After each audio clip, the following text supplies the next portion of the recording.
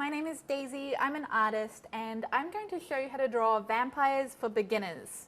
So we're going to start with the long face and then a big triangular body. Because he's going to be in a cloak, so we really don't have to see too much. Round off the bottom a little bit so it doesn't look like it's a flat triangle. So it's a nice, simple, basic shape. I'm going to draw a big collar to his cloak. So let's pretend we're going all the way through. I'm doing the same on each side. Really cool big collar. Give him a vest and his collar. You can wear a little bow tie, which is just a couple little triangles, and a shirt underneath his cloak.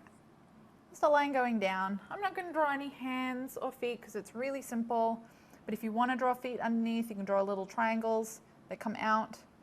Make them really small because that looks even scarier. And then we're going to get to his face. So he's going to have two pointy ears,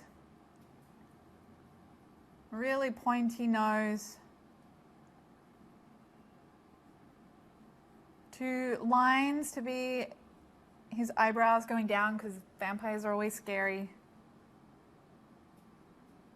A couple pupils.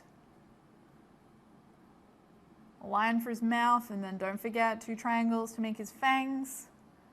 Then a lot of vampires have this cool hairdo where it's like pretty close to the top of his head, so it's not like hair coming off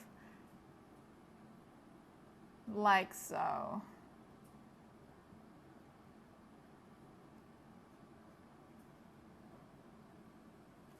There we go. My name is Daisy, and that's how you draw vampires for beginners.